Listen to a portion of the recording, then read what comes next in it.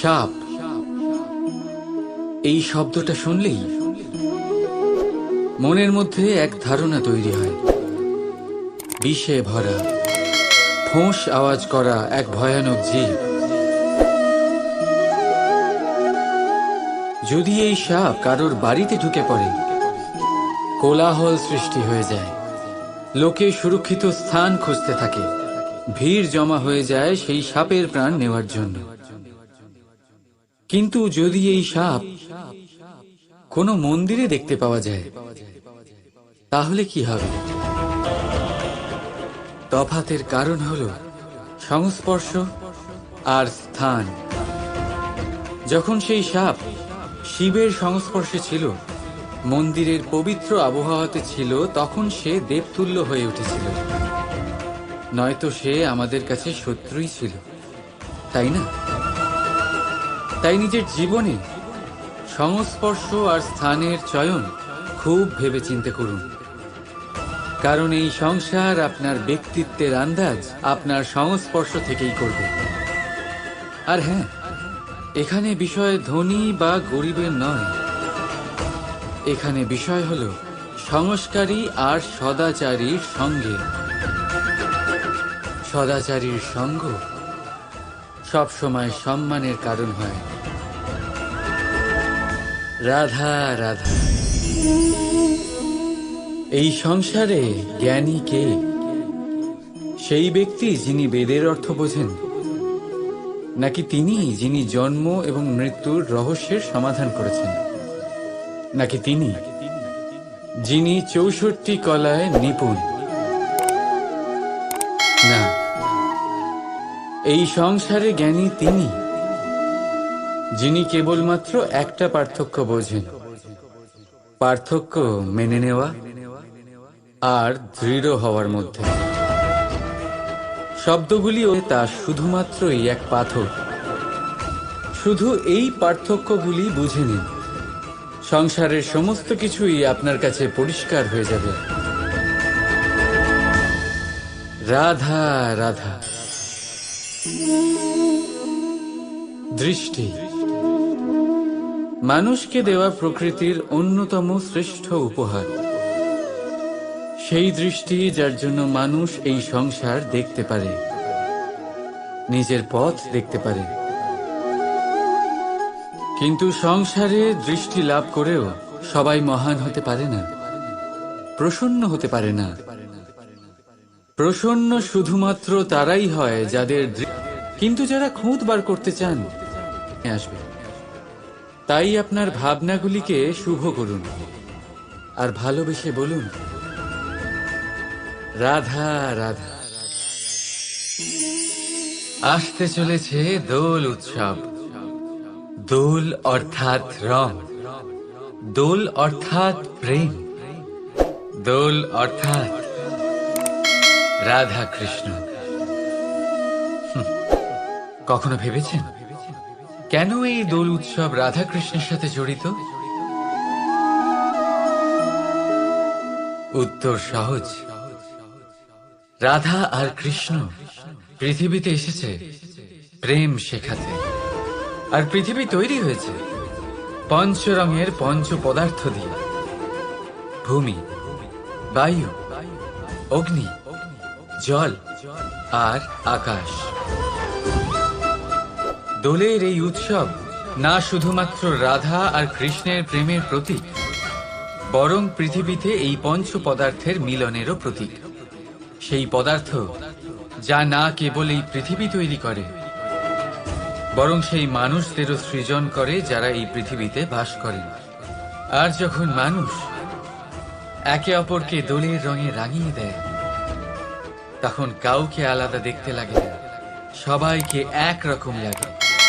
কারোর মুখ দেখা যায় না, যদি কিছু দেখা যায় তা শুধু এই রং, প্রেমের রং, উল্লাসের রং, পৃথিবীর নির্মাণকারী পঞ্চ পদার্থের রং। তাই বয়ে যান এই রঙের নদীতে আর গড়ে তুলুন এই সম্পর্ক এক নতুন উদ্যমে। শুভ দোলযাত্রা। আর হ্যাঁ, ভালোবেসে বলুন, রাধা রাধা।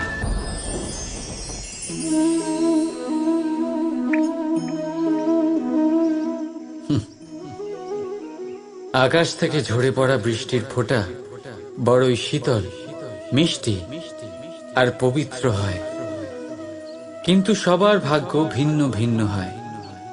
এবারে দেখুন, যদি কোনো ফোঁটা কলা পাতায় পড়ে তা শিশির হয়ে থেকে যায়, প্রকৃতির সৌন্দর্য বাড়ায়, প্রাণীদের তৃষ্ণা মেটায়। যদি কোনো ফোঁটা ঝিনুকে পড়ে তা মুক্ত হয়ে যায়, আর যদি কোনো ফোঁটা সাপের মুখে পড়ে তাহলে তা বিষ হয়ে যায়। এখানে সবার উৎপত্তি একই, কিন্তু গুণ ভিন্ন ভিন্ন হয়। কেন? কি কারণ এটা? কারণ হলো সংস্পর্শ। সংস্পর্শ বড়ই প্রভাবশালী হয়। চাইলে সে আপনার উত্তরণ ঘটাতে পারে, আবার চাইলে আপনার পতনও ঘটাতে পারে। এবার বৃষ্টির ফোঁটা এটা চয়ন করতে পারে না যে তার সংস্পর্শ কি হবে, তার ভাগ্য কি হবে। কিন্তু আমরা তো মানুষ, আমরা তো আমাদের সঙ্গ বাঁচতে পারি। তাই ভাবনা চিন্তা করে নিজের সঙ্গ বাছুন। এই চয়ন কিন্তু আপনারই, আর এর পরিণামও আপনাকেই ভোগ করতে হবে। রাধা রাধা। এই ফল দেখতে পাচ্ছেন আপনি? সবাই জানে এই ফলের থেকে বেরোনো বীজ একটা নতুন বৃক্ষকে জন্ম দেবে, যে নতুন বৃক্ষ আবার এমন এক ফলের জন্ম দেবে। কিন্তু আপনি কি কখনো ভেবে দেখেছেন ফল আর বীজের সম্পর্ক এতই গভীর, অথচ বৃক্ষের মূল আর বৃক্ষের শাখার মধ্যে এত দূরত্ব কেন? কারণ দূরত্ব অতি আবশ্যক। যদি আপনি কাউকে নিজের কাছে চিরকালের জন্য রাখতে চান, তখন তাদের থেকে দূরত্ব কিছু সময় দরকারি। এই দূরত্বই হলো সেই কারণ যার জন্য আপনি আপনার সঙ্গীর মাহাত্ম্য বুঝতে পারেন। এই দূরত্বের জন্যই আপনি আরো প্রেরণা পান যাতে তাদের সাথে আবার দেখা হয়। আর সেই জন্য মনে রাখবেন, দূরত্ব কখনোই খারাপ নয়।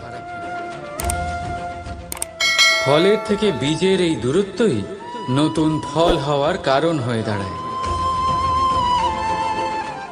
প্রেমের আসল পরীক্ষা হয় এই দূরত্ব দিয়েই। তাই দূরত্বের সাথেও প্রেম করুন, আর ভালোবেসে বলুন, রাধা রাধা। আমার সামনে রয়েছে গরুর দুধ, যা 2 দিন পর্যন্ত ভালো থাকে। যদি এই দুধ গরম করে জমানো হয় তাহলে তৈরি হয় দই, যা 3-4 দিন অবধি ভালো থাকে। যদি এই দইকে মন্থন করেন তৈরি হবে মাখন, যা অনেক সপ্তাহ ভালো থাকে। আর যদি এই মাখন ফোটানো হয় তাহলে তৈরি হয় ঘি, যা বহু বছর ভালো থাকে। মানেটা বুঝলেন? তাপ আর মন্থন। জীবনে যত পরীক্ষায় উত্তীর্ণ হতে পারবেন, যত কষ্টের তাপ সহ্য করতে পারবেন, যত মন্থনের বাধা পেরোতে পারবেন, ততই যশ, শক্তি আর সামর্থ্য বাড়তে থাকবে। তাই কর্ম করুন, কঠিন বাধার সম্মুখীন হন, আর মন্থন করে মন শুদ্ধ রাখুন। মন প্রসন্ন হয়ে বলবে, রাধা রাধা। রাধার সাথে যখন আমি ফুলের দোল খেলেছিলাম, তখন সেই অনুভূতি অন্যরকম ছিল। পুষ্প মানে ফুল, তাদের উপরে বর্ষানো হয় যারা বিজয়ী হয়ে ফেরেন, যাদের পদক্ষেপ শুভ হয়, যারা পবিত্র হন। এবার যে প্রেমিক নিজের প্রেমিকার হৃদয় হরণ করে নেয়, তার থেকে বেশি শক্তিশালী কে? যে নিজের আগমন দ্বারা আমাদের জীবন ধারা পাল্টে দেয়, তার থেকে বেশি শুভ কে? আর যে এসে আমাদের মনের কষ্ট লাঘব করে তাতে প্রেমের রং ভরে দেয়, তার থেকে বেশি পবিত্র কে? তাই সেই প্রত্যেক ব্যক্তি যিনি আপনার কাছে প্রিয়, যাদের আপনি ভালোবাসেন, তা তিনি আপনার মা হন, বাবা হন, বন্ধু হন, ভাই বোন হন, গুরু হন, তাদের উপরে পুষ্প বর্ষালে না শুধুমাত্র আপনার মান বাড়ে, বরং তাদের মনও আনন্দে ভরে যায়। কারণ রঙের সাথে যখন সুগন্ধ মিশে যায়, তখন আনন্দ দ্বিগুণ নয়, শতগুণ বেড়ে যায়। রাধা রাধা। কস্তুরী তাকে ধারণ করে যে হরিণ তার নাভিতে থাকে, কিন্তু সেই হরিণ ওই কস্তুরীর সুগন্ধ নিয়ে তা পাওয়ার জন্য এদিক ওদিক ছুটে বেড়াতে থাকে। সেই হরিণ এই কস্তুরী অবশ্যই পেতে পারে, যদি সে নিজের ভেতরে উঁকি মেরে দেখে। এবারে দেখুন, সুর বাঁশির মধ্যেই থাকে, শুধু প্রয়োজন তাকে খুঁজে বার করার চেষ্টা, অবিরাম চেষ্টা। ঠিক এরকমই হয় আমাদের শক্তি, যা আমাদের ভেতরে লুকিয়ে আছে। ভাবুন, যখন পরমাত্মা আমাদের ভেতরেই আছেন, তখন তাকে আমরা বাইরে খুঁজব কেন? আমরা নিজেদের অন্তরে তখনই দেখি যখন অপরের থেকে সাহায্যের সমস্ত আশাই শেষ হয়ে যায়। তাই জীবনে কেউ সাহায্য করবে এই আশা করে বসে থাকবেন না, নিজেই নিজেকে সাহায্য করুন। রণক্ষেত্রে আপনি ভালো সারথি পেতেই পারেন, কিন্তু জীবনের এই যাত্রাপথে আপনাকেই নিজের সারথি হতে হবে। রাধা রাধা। বাবা বলেন যে কখনো কাদা দিয়ে বা মাটি দিয়ে দোল খেলো না। ঠিকই বলেন, কিন্তু তাও আমি রাধার মুখে কাদা মাখিয়ে দিলাম। এর কারণ কি? ওকে বিরক্ত করা? কারণ হলো ওকে একটা বার্তা দেওয়া। এবারে দেখুন, যেভাবে সমস্ত কাদা ধুয়ে ফেলবেন আর আনন্দের সাথে খেলবেন এই প্রেমের দোল। তাই আমার সাথে বলুন, রাধা রাধা। আমার দাদা আমাকে অনেকবার বলেছেন, কানাই তুমি তো স্বয়ং নারায়ণ, তুমি এক তুড়িতেই সবকিছু এমনি ঠিক করে দাও না কেন? এবার দাদাকে কি করে বোঝাবো? আচ্ছা, আপনি নিজেই ভেবে দেখুন, সিংহকে জঙ্গলের রাজা বলা হয়, কিন্তু সিংহ শুধুমাত্র তার ইচ্ছে প্রকাশ করলেই কোনো হরিণ কি নিজেই হেঁটে তার কাছে আসবে? নিজেই কি রাজি হয়ে যাবে তার আহার হওয়ার জন্য? না, কখনোই না। যে কোনো কাজকে সফল করে তোলার জন্য আপনাকে চেষ্টা করতে হবে, পরিশ্রম করতে হবে, যাতে সেই কাজ ভালোভাবে সম্পন্ন হয়। শুধু ইচ্ছে দিয়েই কোনো কার্যসিদ্ধি হবে না। ইচ্ছে থেকে স্বপ্ন তৈরি হয়, তবে সেইগুলো সফল করতে গেলেও আপনাকে পরিশ্রম তো করতেই হবে। মনে করুন আপনার ইচ্ছে হলো খেতে, আর কোনো দয়ালু ব্যক্তি এসে আপনার সামনে খাবার রেখে দিল। তাও তা খেতে গেলে পরিশ্রম আপনাকেই করতে হবে। যদি ভালোবাসার ইচ্ছে থাকে, তাহলেও নিঃস্বার্থ নিষ্পাপ মনে ভালোবাসুন। দেখুন, আপনি স্বপ্নে অবশ্যই উঠতে পারেন, কিন্তু এই পৃথিবীতেই আপনাকে বেঁচে থাকতে হবে। আর যদি এই ধরিত্রীতে আপনি এগিয়ে যেতে চান, তাহলে এই ভূমিকে পা দিয়ে আপনাকে পিছনে ঠেলতেই হবে। রাধা রাধা। জীবনে আমাদের অনেকের সাথে দেখা হয়, অনেকের সাথে বাক্যালাপ হয়। বহু মানুষকে প্রসন্ন বলে মনে হয়, আবার বহু মানুষকে চিন্তিত বলে মনে হয়।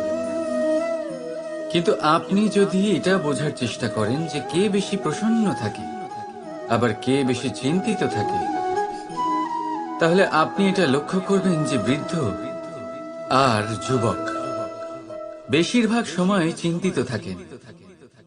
অন্যদিকে তাহলে ভুলে যান গতকাল আর আগামীকালের চিন্তা, বর্তমানে আনন্দ করুন। কারণ এই বর্তমান আপনার ভবিষ্যৎ উজ্জ্বল করতে পারে, আবার এই বর্তমান আগামী সময়ে আপনার সেই বিগত কাল হবে যার কথা ভেবে আপনার গর্ব হবে। রাধা রাধা।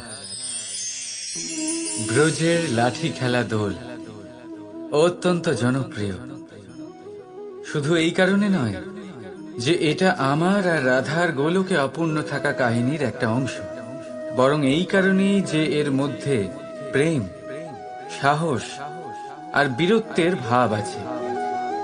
দেখুন, গোপীরা গোয়ালাদের সাথে দোল কিছুতেই খেলতে চায় না, আর অন্যদিকে গোয়ালারা প্রতিজ্ঞা করেছে যে দোলের এই উৎসব আমরা আমাদের প্রেমের সাথেই পালন করব, নয়তো কোথাও যাব না আমরা। বাধা, প্রতিটা তিরস্কারের উপরে বিজয়ী হতে গেলে তা শুধুমাত্র সম্ভব হবে অটুট ইচ্ছে দিয়ে আর অনন্ত ভালোবাসার সাহায্যে।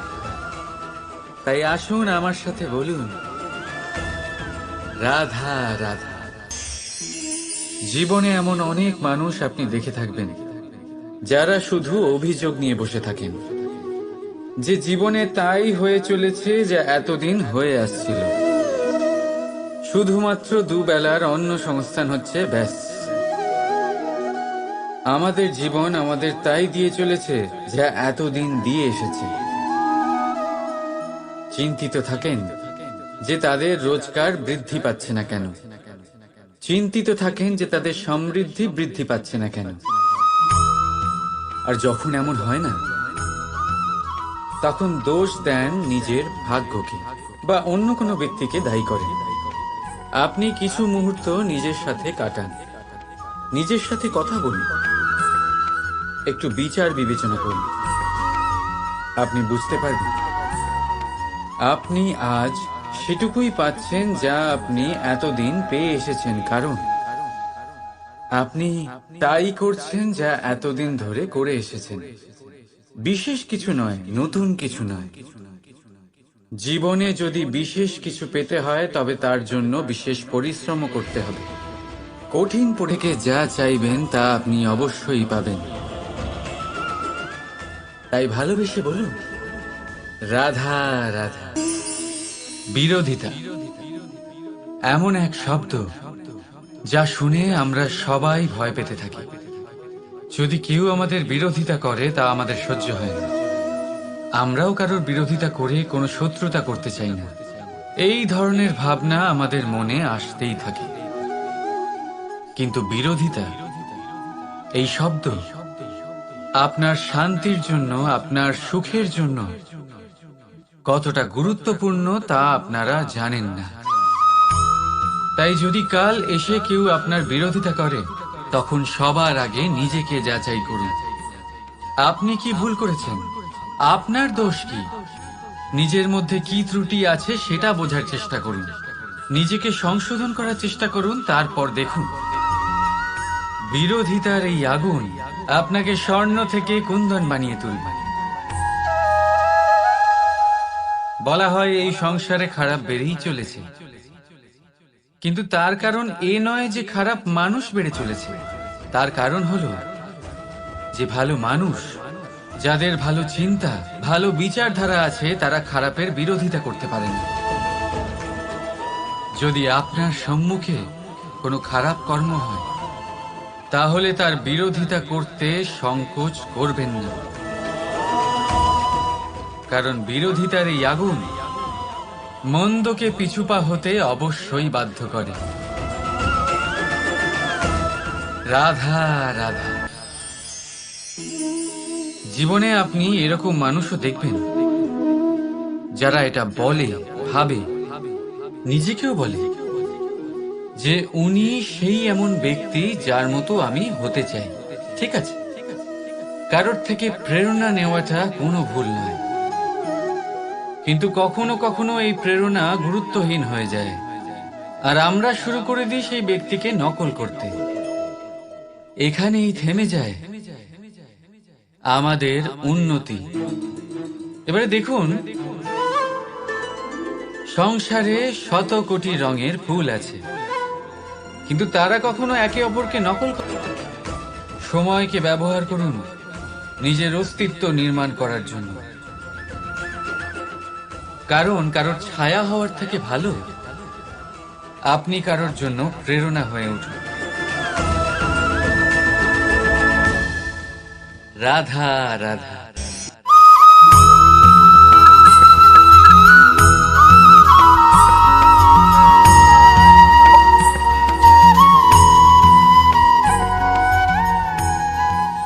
এই সংসারের সব থেকে বড় সত্যি হলো জন্ম এবং মৃত্যু, কিন্তু আরো বড় একটা সত্য আছে, মিত্র এবং শত্রু, যা আমাদের সকলের জীবনে থাকে।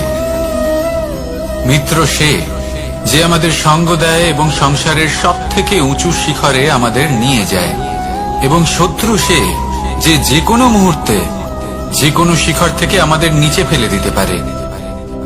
এবার বিচিত্র ব্যাপার হলো এটাই যে আমরা নিজেরাই এদের সাথে নিয়ে চলি, নিজেরাই এদের পালন করি। তা কি করে? প্রথমে বুঝুন এই মিত্র এবং শত্রু কারা। আপনার নিজের মন, আর কেউ নয়। এই মনই হলো মিত্র যখন তাতে ভারসাম্য বজায় থাকে, তা নিয়ন্ত্রিত থাকে, তা পবিত্র হয়। কিন্তু যদি এই মন অনিয়ন্ত্রিত হয়ে পড়ে, যদি আপনাকে সে নিয়ন্ত্রণ করতে শুরু করে, তখন সেই আপনার সব থেকে বড় শত্রু হয়। সেই জন্য এই মনের ওপর নিয়ন্ত্রণ রাখতে শিখুন, এতে ভারসাম্য বজায় রাখতে শিখুন। তাহলে আপনি এমন এক বন্ধুকে পাবেন যে আপনাকে এই সংসারের শিখরে পৌঁছে দেবে। আসুন আমার সাথে ভালোবেসে বলুন, রাধা রাধা। ঈশ্বর আসলে কে? সংসারের বেশিরভাগ মানুষের কাছে ঈশ্বর হলেন এই সংসারের রচয়িতা, পালনকর্তা। কারোর কাছে উনি জ্ঞাতা, কারোর কাছে উনি হলেন আস্থার প্রতীক, আবার কারোর জন্য শুধুমাত্র অন্ধ বিশ্বাস। কিন্তু এই ঈশ্বর কি কোনো শরীর, নাকি একটা বোধ, নাকি শুধুই শ্রদ্ধা? ঈশ্বর হলেন তিনি যিনি হলেন আপনার ইষ্ট। সেই জন্যই তো গুরু, মাতা, পিতা এনাদেরও ঈশ্বরই বলা হয়েছে। যাদেরকে আমরা ঈশ্বর বলে মনে করি, যারা আমাদের ইষ্ট, তারা আমাদের একটি পথ দেখান, একটি দিকে চালিত করেন। সেই পথে চলে আপনি শুভ কর্ম করতে পারেন। আর যখন কোনো ব্যক্তি তার ঈশ্বরের আদেশ পালন করেন, তখন সে নিজে থেকেই শুভ পথে অগ্রসর হয়ে যান। বেশ কয়েকজন মানুষ ঈশ্বরের উপর আস্থা রাখেন এবং ভাবেন যে অনুচিত কোনো কাজ করা উচিত নয়, ঈশ্বর দেখছেন। ওনারা ভয় পান যে কোনো অনুচিত কর্ম করলে কে জানে তার পরিণাম কি হবে। এমন অনেক ব্যক্তি রয়েছেন যারা ঈশ্বরকে বিশ্বাস করেন এবং জানেন যে ঈশ্বর তাদেরকে দেখছেন, তাই যে যে শুভ কর্ম ওনারা করেছেন তার ফল তারা অবশ্যই পাবেন। এবার আপনি ভয় পেয়ে ঈশ্বরকে বিশ্বাস করবেন, নাকি বিশ্বাসের দ্বারা ঈশ্বরকে বিশ্বাস করবেন, সেই সিদ্ধান্ত আপনারই। কিন্তু হ্যাঁ, যদি আপনার মনে ঈশ্বরের জন্য কোনো স্থান থাকে, যদি আপনার কোনো ইষ্ট থাকেন, যদি আপনি কাউকে ঈশ্বর মনে করেন, যার প্রত্যেক আদেশ আপনি পালন করে থাকেন, তাহলে বলি ঈশ্বর কখনো আপনাকে অনুচিত পথে চালিত করবেন না। আসুন আমার সাথে ভালোবেসে বলুন, রাধা রাধা। এই সংসারে ভিন্ন ভিন্ন ধরনের গাছ আছে, অসংখ্য ধরনের প্রজাতি আছে। কিছু গাছ পাতা দিয়ে থাকে, কিছু ফুল, কিছু ফল। কেউ ছায়া প্রদান করে, কেউ শীতলতা প্রদান করে, কেউ নিজেকে খুব কষ্ট দিয়ে এই সংসারের বিকাশে সহায়ক হয়ে ওঠে। কিন্তু এই সবার মধ্যে একটা বিষয় কিন্তু সমান, এরা প্রত্যেকেই পাতা ছাড়া, ফুল ছাড়া, ফল ছাড়া জীবিত থাকতেই পারে, কিন্তু কোনো বৃক্ষই শিকড় ছাড়া বেঁচে থাকতেই পারে না। এটাই হলো রাধা। ঠিক সেইভাবেই আমাদের জীবনে শক্তি হোক, ধন হোক বা সাফল্য হোক, আমাদের বা আমাদের পরিবারের প্রসন্নতাই হোক, এই সবকিছুর আধার হলো, সবকিছুর মূল হলো পরিশ্রম। তাই জীবনে চিরকাল পরিশ্রম করতে থাকুন। যদি আপনি জীবনে মহান হবার পথে অগ্রসর হতে চান, তাহলে পরিশ্রম করুন। এই পরিশ্রম দ্বারাই নিজের পরিবারকে প্রসন্ন করুন, নিজের বন্ধুদের প্রসন্ন করুন, এই সমাজকে গর্বিত করুন। আসুন আমার সাথে ভালোবেসে বলুন, রাধা রাধা। এই সংসারের সব থেকে বড় রোগ কোনটা? কেউ বলবে মানসিক রোগ, কেউ বলবে সেই রোগ যা সর্পদংশনের ফলে হয়ে থাকে। এই সংসারে ভিন্ন ভিন্ন ধরনের রোগ আছে এবং তার সাথে ভিন্ন ভিন্ন ধরনের যন্ত্রণাও রয়েছে। এমন একটা রোগ আছে যা চোখে দেখা যায় না, যা আপনার শরীরে কোনো দাগ রেখে যায় না, কিন্তু আপনার আত্মাকে পর্যন্ত ক্ষত বিক্ষত করে, অসুস্থ করে তোলে, বিনাশ করে দেয় আপনাকে এবং তার সাথে আপনার আত্মাকে। এই অসুখের নাম হলো লালসা। লালসা, যে কর্ম সাধন করেছেন তার থেকে বেশি ফল লাভ করার আশা। লালসা, যা আজ আছে তার থেকে অনেক বেশি লাভ করার ইচ্ছে। এই ইচ্ছে এই সংসারে সবার থেকে এগিয়ে থাকার আপনাকে প্রেরণা যোগাবে, কিন্তু তার জন্য আপনাকে অপরাধযোগ্য কাজ করতে উৎসাহিত করবে। আপনার বন্ধু, আপনার আত্মীয়, আপনার পরিবার, এই সবার থেকে আপনি কখন দূরে চলে যাবেন আপনি বুঝতেই পারবেন না। উচিত অনুচিত কোনটা, ধর্ম অধর্ম কোনটা, সব ভুলে যাবেন আপনি। সেজন্য মনে রাখবেন, নিজের জীবনে যদি আপনি লালসার থেকে নিজেকে দূরে রাখতে পারেন, তাহলে এর অর্থ হলো যে আপনি এই সংসারের সব থেকে বড় অসুখের ওপর বিজয় লাভ করেছেন। আসুন আমার সাথে ভালোবেসে বলুন, রাধা রাধা। এই সাগর কত বিশাল আকার, কখনো শান্ত কখনো উত্তাল, কিন্তু এই সাগরকে এত মহান কে করে তুলল? জল। এবার এই জলের যাত্রা দেখুন, সেটা কতটা কঠিন। এই জল সাগরে থাকে, সূর্য ওকে এতটা উত্তপ্ত করে তোলে যে এই জল নিজের অস্তিত্ব হারিয়ে ফেলে এবং বাষ্পে পরিণত হয়ে হাওয়ায় মিলিয়ে যায়। তারপরে আকাশে যায় আর নিজের অস্তিত্ব আবার হারিয়ে ফেলে, মেঘে পরিণত হয়। তারপর এই মেঘ কোথাও গিয়ে কোনো পর্বতে ধাক্কা খায়, তারপর আবার এই জল নিজের অস্তিত্ব হারায়। তারপরে বর্ষার রূপ ধারণ করে তা বর্ষিত হয়, বা কোনো পর্বতের চূড়ায় তার শিখরে বরফের রূপ ধারণ করে। তারপরে এই বর্ষা মাটির দিকে নিজের যাত্রা শুরু করে। এবার মাটিতে ঝরে পড়া এই বর্ষা স্রোতের আকার ধারণ করে এবং আস্তে আস্তে বইতে থাকে। এই নদীর আকার ধারণ করে এবং নদী রূপে বইতে বইতে পাথরে ধাক্কা খায় বা কোনো পর্বতে ধাক্কা খায়, আর তারপর এই নদী এসে সাগরে সমাহিত হয়ে যায়। নদীর এই জল আবারও নিজের অস্তিত্ব হারিয়ে ফেলে, কিন্তু এইবার সেই জল নিজেই সাগরে পরিণত হয়। এটা আমাদের সকলের জন্য একটা শিক্ষা যে এই সংসারে জীবন এবং সময়ের হলো এক অনন্ত যাত্রা। এই সংসারে যা কিছু আছে তার সূত্রপাত কোথাও একটা হবেই। সেই জন্য মৃত্যু এবং সমাপ্তির চিন্তা ত্যাগ করে দিন, আর যে সূত্রপাত আপনি লাভ করছেন তার আনন্দ উপভোগ করুন। ভেবে দেখুন আপনি কিভাবে শ্রেষ্ঠ কর্ম করতে পারেন যাতে এই সংসার এবং এই সমাজ, এই দুইয়ের মঙ্গল সম্ভব। আসুন আমার সাথে ভালোবেসে বলুন, রাধা রাধা। মাকড়সার জাল দেখতে পাচ্ছেন? মাকড়সারা ভীষণ পরিশ্রম করে এটা তৈরি করে, নিজের শরীরের রস দিয়ে এই জাল বোনে। আপনি কি এটার উদ্দেশ্য জানেন? আসলে মাকড়সা এই জালে ছোট কীটপতঙ্গ ধরে তাদেরকে খাদ্যরূপে গ্রহণ করে। কিন্তু আপনি কি এই কথা জানেন যে একদিন মাকড়সা নিজেই নিজের জালে জড়িয়ে মৃত্যুবরণ করে থাকে? বলুন, কি করেন আপনি এই জাল দেখতে পেলে? দেখতে পেলেই মুছে ফেলেন এর অস্তিত্ব, তাই না? তেমনি অন্যদিকে পাখির বাসা, পাখিরাও ভীষণ পরিশ্রম করে এটা তৈরি করে। কিন্তু যদি পাখি একদিন এটা ছেড়ে চলে যায়, তাহলেও লোকে এটা নষ্ট করে দেয় না। কারণটা কি? এর কারণ হলো এর নির্মাণ জীবন সঞ্চারের জন্য করা হয়েছিল, নষ্ট করার জন্য নয়। তাই মনে রাখবেন, জীবনে আপনার পরিশ্রম যতই বেশি হোক না কেন, যদি আপনার লক্ষ্য শুভ না হয়, তাহলে আপনারও বিনাশ নিশ্চিত। তাই সৃজন করতেই থাকুন আর মুগ্ধ হয়ে বলুন, রাধা রাধা।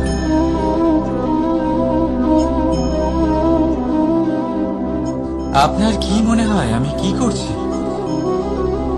আপনি বলবেন আমি প্রদীপ জ্বালাচ্ছি।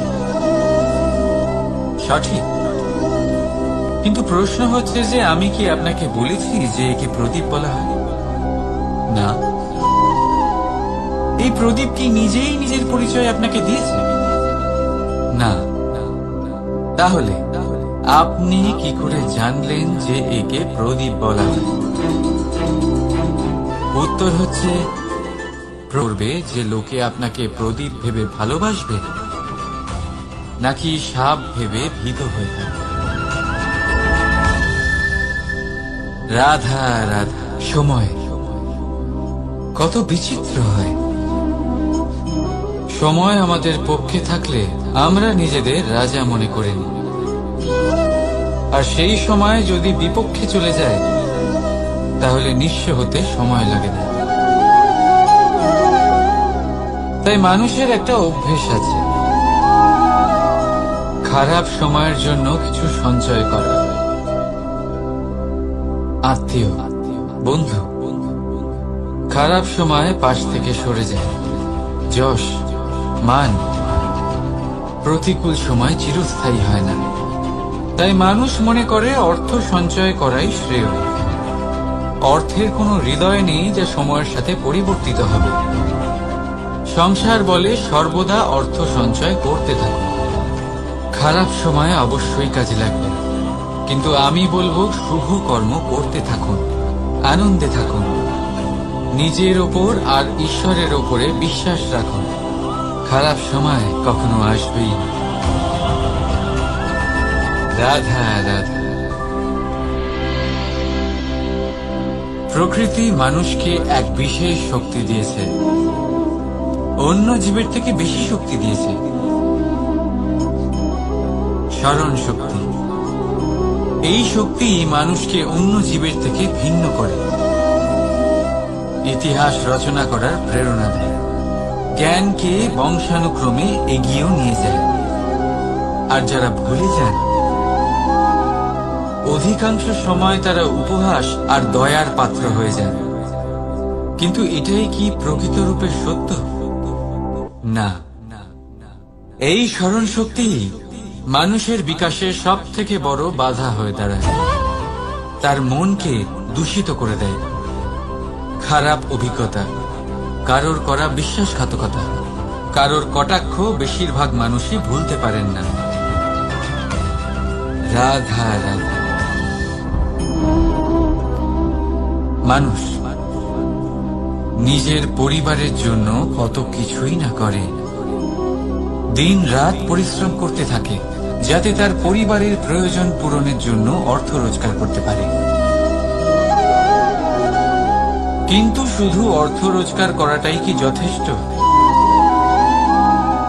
আপনি বলবেন হ্যাঁ, নিশ্চয়ই। অর্থ দিয়ে সবকিছু পাওয়া যায়, বিদ্যা পাওয়া যায়, বাড়ি পাওয়া যায়, ওষুধ পাওয়া যায়, আর কত কিছুই না পাওয়া যায়। এইসব একটা পর্যায় পর্যন্ত সঠিক, কিন্তু একটু মন দিয়ে ভেবে দেখুন, যখন কোনো শিশু অসুস্থ হয়ে পড়ে, তখন সে ওই তিক্ত ওষুধ কেন খেয়ে নেয়? এই জন্য কারণ ওর পিতা সেই ওষুধ অর্থ দিয়ে কিনেছে? না, বরং এই জন্য কারণ তার পিতা যে তার সামনে দাঁড়িয়ে, তার উপরে তার বিশ্বাস আছে। বিশ্বাস আছে যে উনি তার কিচ্ছু হতে দেবেন না। এই বিশ্বাস, এই সংস্কার, এই শিক্ষা কখনো অর্থ দিয়ে পাওয়া যায় না। এটা পাওয়া যায় সেই সময় থেকে যা মাতা পিতা তাদের সন্তানের সাথে কাটিয়েছেন। তাই জীবনে অর্থ অবশ্যই উপার্জন করুন, কিন্তু নিজের পরিবারকেও সময় দিন, আনন্দ পাবে। রাধা রাধা। বিরোধিতা এমন এক শব্দ যা শুনে আমরা সবাই ভয় পেতে থাকি। যদি কেউ আমাদের বিরোধিতা করে তা আমাদের সহ্য হয় না। আমরাও কারোর বিরোধিতা করে কোনো শত্রুতা করতে চাই না। এই ধরনের ভাবনা আমাদের মনে আসতেই থাকে। কিন্তু বিরোধিতা এই শব্দ আপনার শান্তির জন্য, আপনার সুখের জন্য কতটা গুরুত্বপূর্ণ তা আপনারা জানেন না। তাই যদি কাল এসে কেউ আপনার বিরোধিতা করে, তখন সবার আগে নিজেকে যাচাই করুন। আপনি কি ভুল করেছেন? আপনার দোষ কি? নিজের মধ্যে কি ত্রুটি আছে সেটা বোঝার চেষ্টা করুন। নিজেকে সংশোধন করার চেষ্টা করুন, তারপর দেখুন বিরোধিতার এই আগুন আপনাকে স্বর্ণ থেকে কুন্দন বানিয়ে তুলবে। বলা হয় এই সংসারে খারাপ বেড়েই চলেছে, কিন্তু তার কারণ এ নয় যে খারাপ মানুষ বেড়ে চলেছে। তার কারণ হলো যে ভালো মানুষ, যাদের ভালো চিন্তা, ভালো বিচারধারা আছে, তারা খারাপের বিরোধিতা করতে পারে না। যদি আপনার সম্মুখে কোনো খারাপ কর্ম হয়, তাহলে তার বিরোধিতা করতে সংকোচ করবেন না, কারণ বিরোধিতার এই আগুন মন্দকে পিছুপা হতে অবশ্যই বাধ্য করে। রাধা রাধা। জীবনে আপনি এরকম মানুষও দেখবেন যারা এটা বলে, ভাবে, নিজেকেও বলে যে উনি সেই এমন ব্যক্তি যার মতো আমি হতে চাই। ঠিক আছে, কারোর থেকে প্রেরণা নেওয়াটা কোনো ভুল নয়, কিন্তু কখনো কখনো এই প্রেরণা গুরুত্বহীন হয়ে যায় আর আমরা শুরু করে দিই সেই ব্যক্তিকে নকল করতে। এখানেই থেমে যায় আমাদের উন্নতি। এবারে দেখুন, সংসারে শত কোটি রঙের ফুল আছে, কিন্তু তারা কখনো একে অপরকে নকল করে না। সময়কে ব্যবহার করুন নিজের অস্তিত্ব নির্মাণ করার জন্য, কারণ কারোর ছায়া হওয়ার থেকে ভালো আপনি কারোর জন্য প্রেরণা হয়ে উঠুন। রাধা রাধা। আমরা সকলে পাথুরে রাস্তা এড়িয়ে চলি, কারণ এই পথের পাথর আমাদের যাত্রা আরো কঠিন করে তোলে, আমাদের পা আহত করে দেয়। কিন্তু একটা গুরুত্বপূর্ণ কথা আমরা ভুলেই যাই, এই কঠিন পথে না শুধু আমাদেরকে নিজেদের দুর্বলতার সাথে পরিচয় করায়, বরং আমাদের শক্ত হওয়ার প্রেরণাও দিতে থাকে। সময়ের সাথে ঠিক এমনটাই হতে থাকে। সবাই ভালো সময়ের অপেক্ষা করতে থাকে, ভালো সময়ের জন্য পরিশ্রম করেন, তার জন্যই চিন্তা করেন, কিন্তু ভুলে যান যে ভালো সময় বহুবার আমাদের বিবেক নষ্ট করে দেয়। সেখানেই খারাপ সময় আমাদের বুদ্ধিকে সঠিক পথে চালিত করে। রাধা রাধা। ঘোড়াকে যতই প্রশিক্ষণ প্রদান করুন, তার মুখে লাগাম তো পরাতেই হবে। একজন ভালো চালক সেই ঘোড়ার লাগাম মাঝে মাঝে টেনে ধরে, তাকে সঠিক পথে চালিত করতে, যাতে সেই ঘোড়া দিকভ্রান্ত না হয়। এবার একটু ভাবুন, ঠিক এরকমই হয় আমাদের মন। যদি এটা বিবেকের লাগাম দিয়ে মাঝে মাঝে আমরা টেনে না ধরি, তাহলে আমাদের এই মন দিকভ্রান্ত হতে পারে। আর যদি আপনি আপনার লক্ষ্যে পৌঁছতে চান, তখন মনের এই লাগাম মাঝে মাঝে আপনাকে অবশ্যই টেনে ধরতে হবে। কারণ বিবেকের এই পথ